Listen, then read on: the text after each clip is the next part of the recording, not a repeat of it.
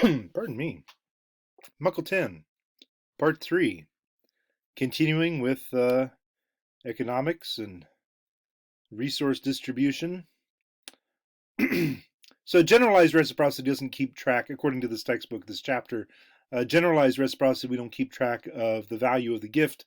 Um, in balanced reciprocity, in contrast, the value of the gift is specified at the time of exchange, as well as a time frame of repayment in order for the relationship to continue. And this is where gift economies get a little more formalized, and usually not involving food, but involving high prestige items like these necklaces. So generalized reciprocity is practiced within families, and then balanced reciprocity is practiced with outsiders. Very often you'll find this to be the case with friends, even colleagues, people, cutthroat bankers on Wall Street, the investment guys who keep track of every single penny owed to them and wring it out of them. But if they go out for coffee, one of them pays today and they decide to have a donut with the coffee, and one of them pays $12 or $15 for the bill today, and then next week when they go out again, they just decide to go to a cheaper place, and one of them pays for the coffee and it's $6, and there's no like, oh well, now you have to pay me an extra $3 to make up the difference because last time I paid so much more. No, no, we don't do that. We're generalized with between friends. There's a everyday communism between friends or within a family, where we don't keep track of every little thing. Balanced reciprocity when practiced with outsiders. Definitely when we're talking about these formalized relationships. Basically, you have people who are competing to be for high prestige informal positions called big men within the community. Um, and so you have a really, really beautiful um, um, red shell necklace, these long, long strings of red disc shells that are incredible.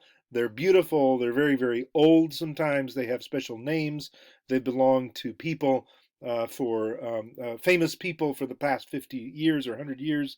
They're very well known gifts.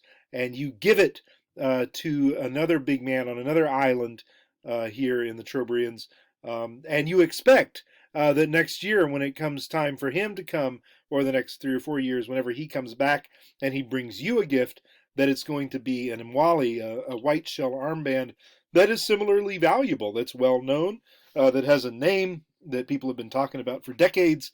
He's going to give you something back to show that he really values your gift to him. And so this is generalized reciprocity involving these special goods. These are gardeners for the most part, and they do some fishing in the they live on the islands. They do some gathering of some of them are hunter gatherers, but they maybe grow coconuts or something like that as well. Pastoralists who are following herd animals in search of fodder. Um, their food way involves animal husbandry, keeping animals for food, um, sheep, goats, cattle, etc. Their social organization is nomadic along regular circuits. They have a home base camp or a village, sometimes up in the mountains, where they retreat to during the winter months, and then they come down into the valley during the summer,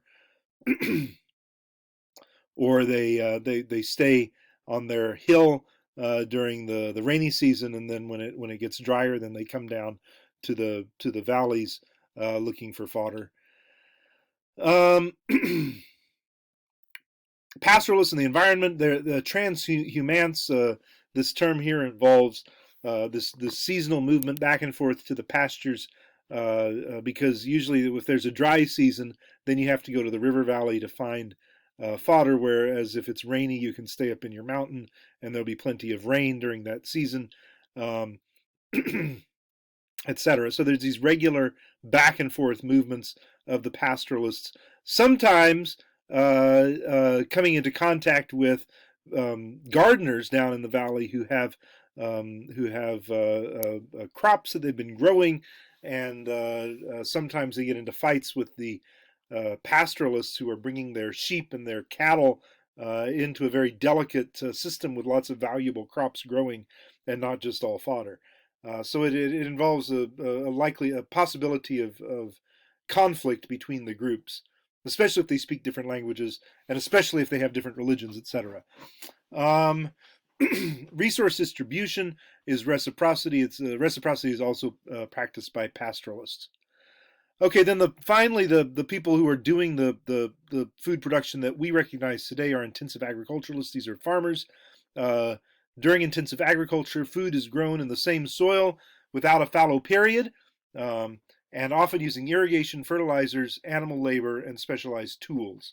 This starts out around 9,000 years ago in Mesopotamia, that is in Iraq, then moves to the Indus Valley of Pakistan, the Yellow River Valley in China, the Nile Valley in Egypt, the Andes of Peru, and Mexico. Basically, every ancient civilization that we learned about a couple chapters back in the last 10,000 years, 20,000 years ago to 5,000 years ago, we can see, uh, or since the last 5,000 years, we can see that this follows the development of industrial agricultural production.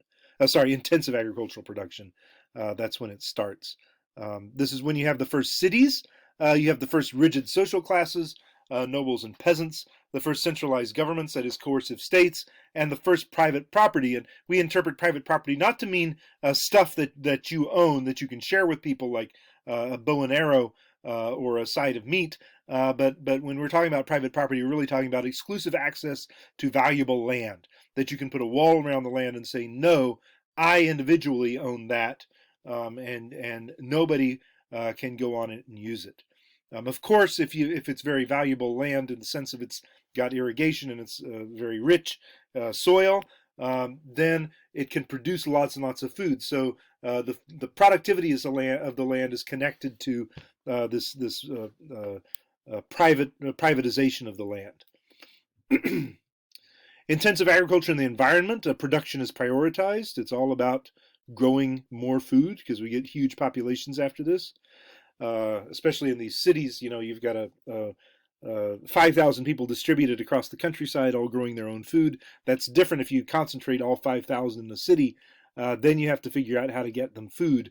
And so that involves usually slavery, some pretty rough serfs and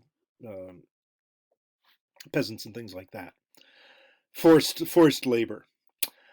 Resource distribution, redistribution, and market economies, which are sort of side by side to a certain extent. You can't have private property without having a government to defend that private property. You can't have a government without taxation and redistribution.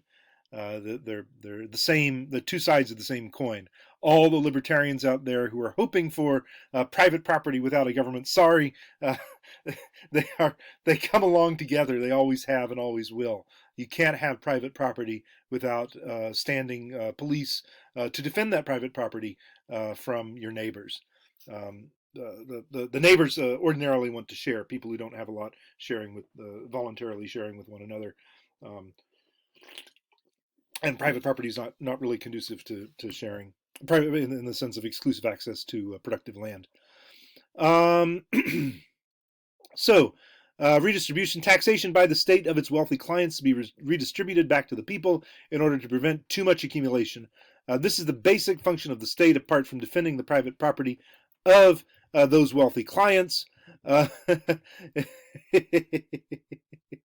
The basic function of the state, apart from defending the private property of those wealthy clients, is to prevent anyone but the state from taking it. So other people can't take a share of your productivity, but the government surely can. That's what the government is there to do. Market economy is a formal and bureaucratic system of supply and demand using money, a portable system of value. There are three functions to money. Money stores value. You can put money away, and it will still be worth maybe slightly less tomorrow than it was today, but it's still going to have value. You can use money functionally to purchase goods and services. You can pay people money, and they will give you stuff of value in exchange because of point A. And then it also can be used to measure the value of goods and services. It's a universal equivalent, and this is actually brilliant. This will blow your mind that everything can be valued in money. Time can be valued in money. Food can be valued in money. Useful goods can be valued in money. Prestige items, everything can be valued in money, and that's really profound and a little bit scary. Um, to a lot of people once before it became common, sort of second nature. So there's two forms of money. There's special purpose money that can only be used as money. It's only used in exchange value. That's basically our fiat money today. Paper, pieces of paper that are valueless. Then we can have multi-purpose money, money that also has value as a commodity. A lot of times, various food items could be exchanged. Various valuable, not just valuable, but useful products have also been exchanged as money.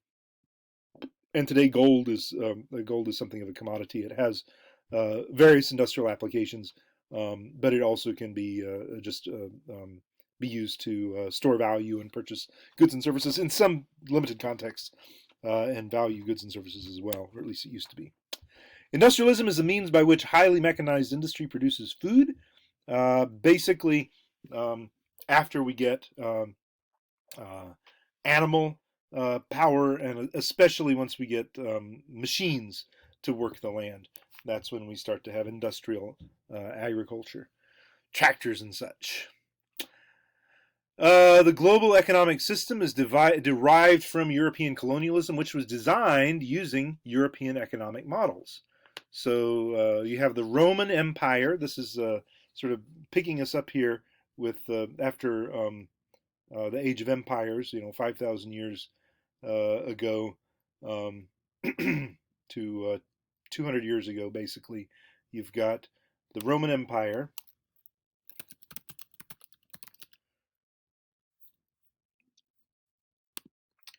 which looks something like this. Let's get it over here.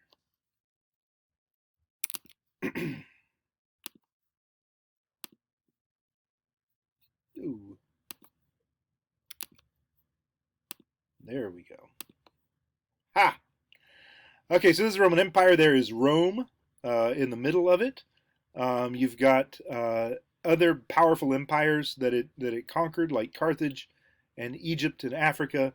In Asia, it conquered some of these. Sorry, you can't see them. Asia Minor, as well as Mesopotamian empires. It conquered Greece, and then it also conquered the chiefdoms and tribes of northern and western Europe, in the Iberian Peninsula and in Gaul, France, and then Germany. The German tribes are sort of on the peripheries here. Some of them have been conquered, and some have not. The Rhine is sort of the boundary here for some of it between um, tribal territories and the Roman Empire. And here it's Hadrian's Wall here for the tribal Scots, and then the Roman English. Oh, goodness, 13 minutes. We will come back to this.